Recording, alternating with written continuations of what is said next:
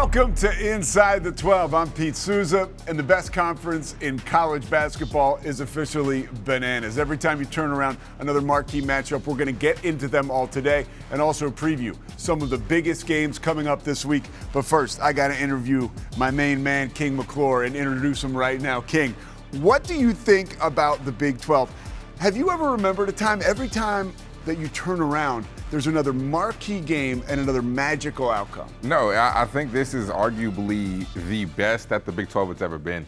And I feel like we say that every single year, but it just keeps progressing. It keeps getting better and better and better. Because when have we seen College Game Day, like we talked about last week with Commissioner Yormark, when have we seen College Game Day be at a Big 12 school three times out of a season in a span of 4 weeks? We've never seen that, but that's a testament to how great this league is. Yeah, and another great game on tap. By the way, did you like how I said I was going to interview you and I grabbed my number 2 pencil? Yeah, I was going to overlook it. That means you're in trouble. I was going to let you be you. I was going to just let you do what it do, man. That means you're in trouble. All right, let's start off Arizona at Houston. The 4th team in the country traveling to H-Town to take on the 2nd team in the country. That is Saturday, 3 p.m. Eastern time on ABC. Your initial thoughts on a game like this? Houston coming off a tough loss at Iowa State, and Arizona finally getting back on the horse against BYU. Well, this is the 2 most physical teams in the league battling one another. But the difference is that you're not going to have Koa Pete in this matchup. So with no Koa Pete, I think that is a tremendous loss for Arizona for a plethora of reasons, right? When you look at it, the one area which I thought that Arizona had the advantage. How many times does Houston step on a basketball court and we say that Houston is the most physical team all the time, like 98% of their games? Well, in this matchup, I don't think they were the more physical team with Koa Pete out there, because we know how Arizona loves to play. They love to go inside out. They love to beat you down. And over a span of a 40-minute game, they wear you down with that physicality. So this was one of the few times where Houston had to adjust to what another team does. You had to adjust to the physicality of Arizona. Well, I think it's even. I mean, when you look at the front courts, when you look at the front courts with no Koa Pete, you're looking at Sanak and you're looking at Tugler, and then you're looking at Awaka and you're looking at Krivas, right? What this game comes down to, Pete, I'll keep it simple.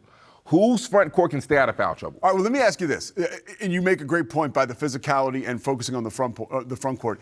Is this league now become a bit of a copycat league? Because we always talked about Houston, right? Yeah. Everybody wants to be like Houston. Are we seeing the teams that are successful, like Arizona, start to embody that physical style of play with the way they recruit and gather guys through the portal? No, it's not a copycat league.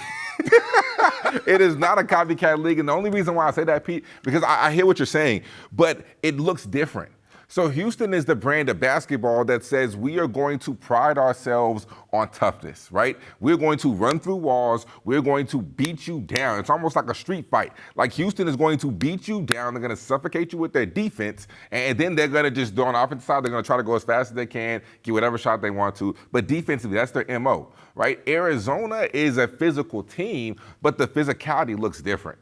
It's hey, we're going to throw the ball inside. It's an old school brand of basketball that we don't see in today's day and age. Yeah. I mean, we are in a day and age, Pete, where you shoot as many threes as possible, you pace and you space, you get up threes within the first 10 seconds. Look at what the Alabama and Arkansas game was in the hundreds in double OT because they just shoot threes. That's the day and age we live in. So I don't think it's a replica league, because these are 2 very different styles, but they're unique in their own separate ways. So I think Arizona is a team that just gives you the ball inside, old school style, and they don't shoot a lot of threes. Houston, Emmanuel Sharp, they get them up. All right, Kingston Flames, they get him up. I want to get into the possible results here. By the way, yes. Scott Drew loved your shot chart. That after your junior year, was it? It was all layups and threes. He loved my shot chart. Yeah, you guys were ahead of the curve. I had a good shot diet.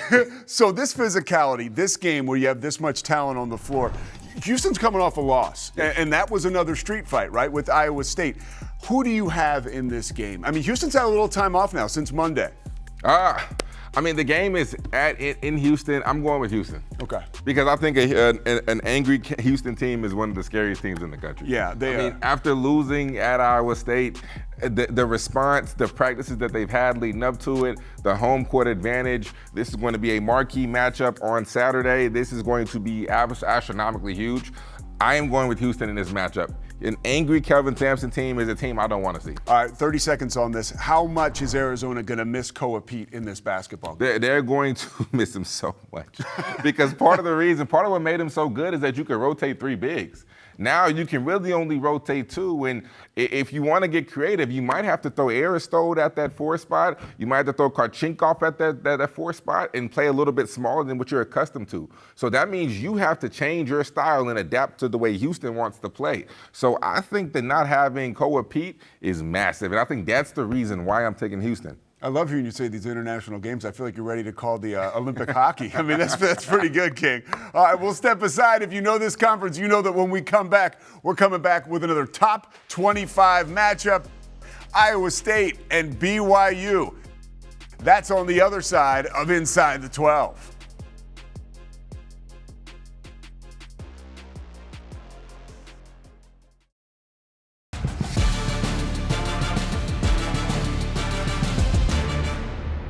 Welcome to Inside the 12. Pete Souza alongside King McClure, the only conference in America with 4 teams in the top 10, 6 in the top 25. Not bad. Pushing for maybe 9 to make the NCAA tournament. 2 of those teams, I can guarantee, will be Iowa State and BYU. But they're 2 teams going in different directions. The matchup Saturday night, 10:30 Eastern time on ESPN. Keep the caffeine or whatever coming because you'll need it to stay up late. It is a Saturday, though. What do you make of Iowa State and the momentum that they have picked up over these last 7 games, or 8 games, 7 wins in their last 8? Oh, they're playing exceptionally well, and that's primarily due to a guy like Joshua Jefferson. Where's my camera at right here? Joshua Jefferson is a first-round draft pick. Joshua Jefferson might be a lottery pick with the way that he is playing.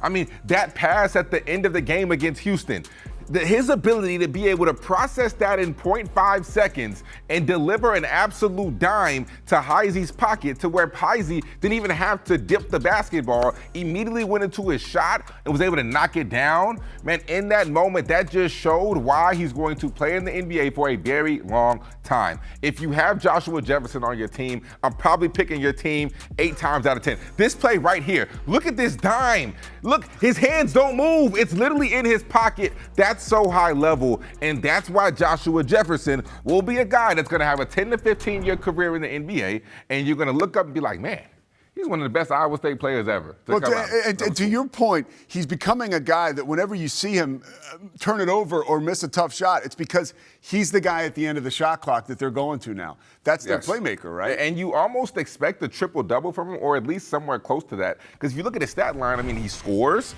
he rebounds, he facilitates. I mean, at 6'9", his ability to be able to play that point forward spot, my man is so underrated. And yes, he's getting a little bit of national love, but I think he needs a little bit more because the way that he's playing, he has put this Iowa State team on his back, and he's turned them into a legitimate national title contender. Because offensively, they do have some weaknesses. Their backcourt doesn't score the ball well enough. However, Joshua Jefferson's ability to be able to put them in spots to succeed kind of alleviates and mitigates some of their weaknesses on the offensive side. So I do think that Joshua Jefferson is a All-American, at least first team or second team. I got to start alleviating and mitigating stuff. That's pretty good. All right, let's get over to BYU. They're going to be home in Provo for this game. And right now they need all the help they can get. Losing Richie Saunders, there's been a lot that the freshman, A.J. DeBonsa, has had to take on with help from Rob Wright. Where's BYU right now as we go into this game? Well, you know it's a massive loss. I mean, a guy like Richie Saunders isn't just a loss to you on the court, but to what BYU means as a whole franchise. I mean, BYU, and Richie Saunders is BYU. Everything about the university, everything about being a member of that basketball team, you look at Richie Saunders and he is the prototypical. He is the face of that program. He is the face of the franchise. So that's a massive loss. Yeah. However, the season isn't over, and you have to figure out a way in order to turn things around. And I think the way that they need to do it is more production from Rob Wright, who's starting to step up, and more production from Kennard Davis. Can we get to the play? And it is time for Inside the Game, presented by New Era. King? When you look at a guy like Rob Wright, he is now top 10 in scoring in the Big 12, in three-point percentage, and an assist. All right, Kennard Davis is the guy who I really want to talk about because he's only averaging 7 points per game, 3 rebounds per game, and 1 assist per game. But we know We saw last year that Kennard Davis can hoop with the best of them. And he has that ability to go to another level, but I think part of the problem was he was the fourth option. He was the fourth option and played after Richie, played after AJ, and played after Rob Wright. So now when you got a guy like Kennard Davis, we've seen spurts where he can really go to work and he can hoop with the best of them. They're gonna need that now. They're going to need him to take that 7 points to about 13 to 14. If they can get an extra 7 from Kennard Davis, because now he's going to get those touches, Pete. Yeah. He was a role player with the big three. He was the fourth option. He was a role player. Now you turn into part of the big three. So now you get extra touches. You can get that 7 points per game. That's only about 3 possessions. Yeah. So if you get 3 extra touches, you can convert those into 7 points if need be, because he can shoot the ball from deep. So I really do think Kennard Davis is the answer of how BYU turns this around and starts to gain a little bit of traction leading into March Madness. Inside the Game with King McClure, brought to us by New Era. Thank you very much to those good folks. You mentioned Kennard Davis. You mentioned the conundrum now that is the BYU offensive scoring situation. How important is it, or should I say, what do you think Kevin Young will lean on to make the adjustments to enable his offense to fly high once again without Richie Saunders? Well, here's the thing about Kevin Young that we got to remember. He's been in the league. He understands what the long season, longevity of a season. You have certain players out because players are load managing or whatever they didn't do in the NBA, right? He understands how to adjust. And I think that's what makes him a good coach. So what adjustments he'll make, I'm not 100% sure. Yeah. However, I know that he's been in situations where he's had to deal with these type of circumstances, and he will make the most out of them, and he will figure it out, because that's what great coaches do. He's one of them. It's kind of cool. We talk about all these amazing players all year long. Now we get to see what some of these amazing coaches are made of once again. Let's take a look at our schedule coming up for this weekend. It is a jam-packed one here on Inside the 12. We're excited to feature this for you. When King and I return, we will look a little further into detail, breaking down the final 2-week push to the end of the regular season. You are watching Inside the 12.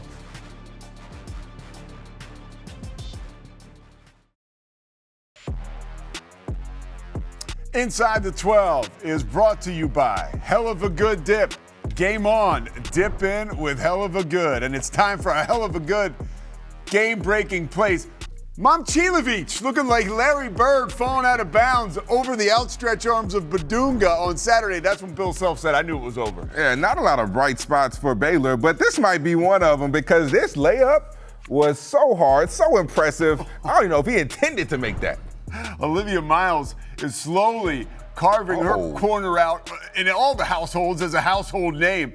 One of the best players in women's basketball in recent memory as she pours it on with the crossover and sticking the three. Mercy Miller making his dad proud, because there's no limit to what's going to happen when he attacks the rim with that type of force. I got one for you. So Oklahoma State, right? Victorious Miller. So the Shocker's son, Percy Miller, is Master P's son. So he hit a three, and I go, oh, it ain't my fault. And people were like, what? I was like, all right, I got to be a little careful. See, they don't get it. No, they don't. I think some people got it. It went over their head. They just don't. Pete, I got to dab you up for that one. I got to dab you up for that. That was good. I'll play it for you later. All right, end of the season breakdown for these top 25 teams. We've got final games. Let's take a look at them. For the regular season, we're coming down the stretch. What do you make of Houston, Arizona, and Iowa State, the three best teams in this conference right now? This is a gauntlet. But I will say, for Houston, if you can make it through these next 2 games, I do think you have the easier path of the 3. Arizona is going to be a struggle, even though they do have a lot of home games, especially against Kansas and Iowa State. Iowa State, that's tough. That's a tough one. Yeah. But I do think that in majority of these games, I would say that, with the home matchups, especially with Iowa State playing Texas Tech at home with no JT Toppin, I think they win that game. At Arizona might be tough. At BYU, I do think they win that game. So it's a gauntlet, but that's what you expect, and that's why when you look at those 3 teams, what is the one word that you would assimilate with all 3 of them? Tough. Tough. Yeah. Toughness. Yeah. That is what you do. That's what they do. That's what their coaches pride themselves on. They have a culture. They have an identity. Identity travels no matter where you go. And college basketball is the best, because even though it is hard to win at home because the conference is so good, but playing on the road is so tough in this conference. It's not like the NBA where you see, it's up and down. You go on the road in the Big 12, you're walking into a hornet's nest in almost every single arena. Let's take a look at the next three teams in our what we're calling our second tier, but this is the top tier in any conference. We got to talk injuries, King. Texas Tech and BYU. We talked about Richie Saunders and how they'll adjust. You like Kennard Davis stepping up there. For Texas Tech without JT Toppin, talk to me about their future and how that impacts the program. I think that's a tremendous loss because you're looking at a guy who is arguably National Player of the Year with the way that he was producing, top 10 in points and top 10 in rebounds. You're going to miss that production, no doubt about it. However, that coaching staff is one of the best in the country, and I say that with a non-biased opinion because those are my guys. But when you look at what Jeff Linder has done and how he structured the offense to be able to put those guys in positions to succeed, no doubt with his offensive mastermind, I think that he can find a way to get guys like Josiah Mosley to step up and to get Lawan Watts to step up. And I think this will still be a very competitive Texas Tech team. Now, are they Final Four Elite Eight good? Probably not. You need a guy like JT Toppin in order to get there. But I do think they can win some games in the NCAA tournament. And I do think looking at that schedule, they can win some games down the stretch. All right, I got some good news, by the way, for Kansas fans. Obviously, there's a lot of scuttlebutt now around Darren Peterson. I won't even let you get started on this. We don't have enough time. I got to see him score 20 points in 18 minutes.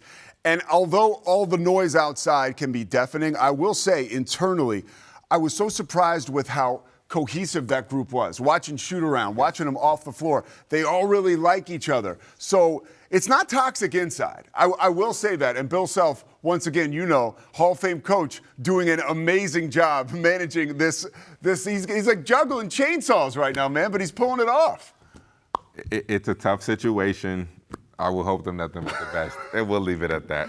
We're going to take a quick break, but when we come back, we got Rachel Galligan in the house talking to us about a crazy week in women's college basketball, and we'll look ahead to some of the most prolific games in the country.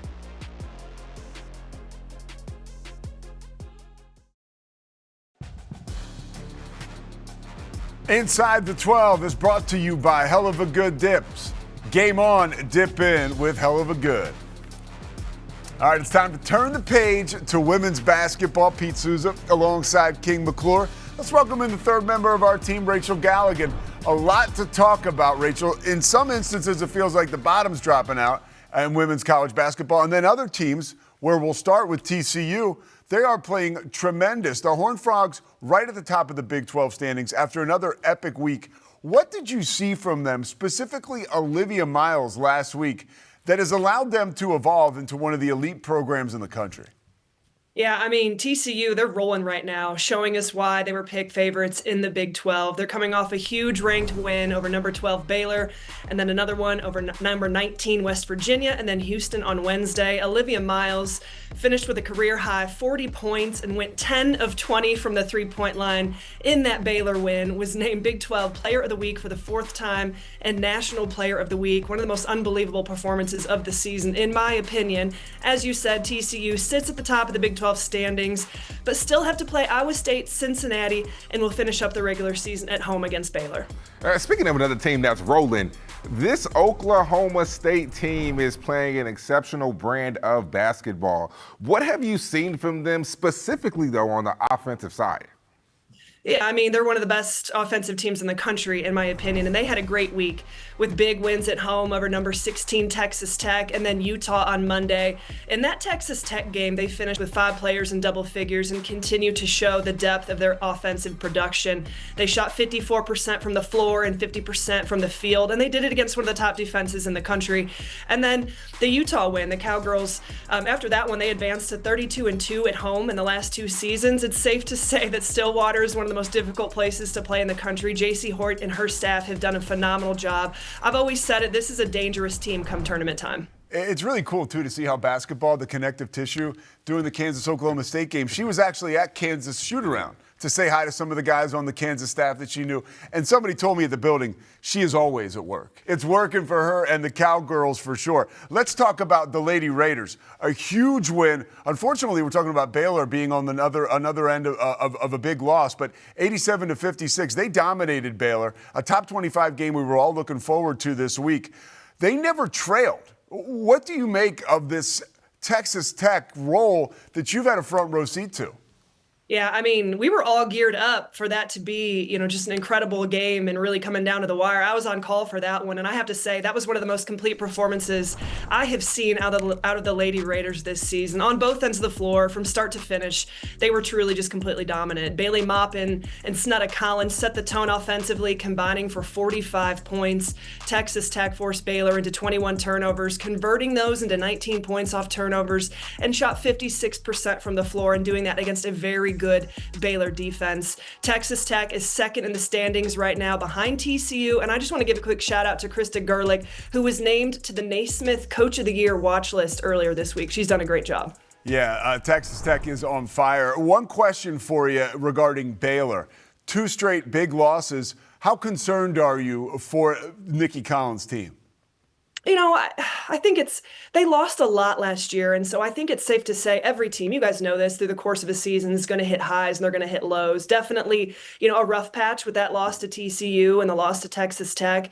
It's safe to say, that their chances of winning the regular season are looking grim. But this is still a really experienced team. You've got high energy players like Dariana Littlepage Buggs and veteran players, in Bella Fauntleroy. Talia Scott, still one of the most dynamic scorers in the country. I would not be surprised to see them go on a run in tournament time. Yeah, they're definitely going to bounce back. You know why? Because that's what we do. That's what we do at Baylor, all right? But Rachel, this weekend we have some pretty good matchups. Give us a few games that you are looking forward to and that you will be tuned in to. I mean, honestly, at this point of the season and with this late conference race, they're all incredibly important. It's hard for me to pick 2, but I'll start with Kansas at Kansas State on Saturday. Jalea Davis has now earned 7 consecutive Big 12 Freshman of the Week honors. That sets a new league record. She leads all freshmen in conference scoring in the country, 22.5 points per game. I love the in-state rivalry here. Both of these teams really have something to prove late in the season. And then I think this one speaks for itself. Texas Tech at Colorado on Saturday. Obviously, Texas Tech second in the Big 12 standings after that dominant win over Baylor. But this is a major test. They have to win out, and Colorado is one of the hottest teams in the country. They've won 7 of their last 8. J.R. Payne's squad is playing extremely well right now. They have 2 top 20 wins, and they're 13-2 at home. This is a major matchup in Boulder.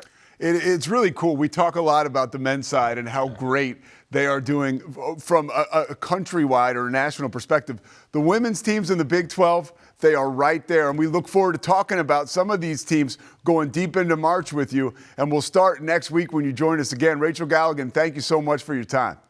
Thank you guys so much. Have a good one. All right, Rachel, we'll see you later. And we will see you at home later. 1 week from now, we are back from the PGA of America. How about this spot? I love it. I'm loving this spot. Yeah. It's just a new vibe, new fresh feel. I'm here for it. Yeah, I can tell. You got the $1 million smile going. For King McClure and that smile, I'm Pete Souza. We'll see you next week on Inside the 12.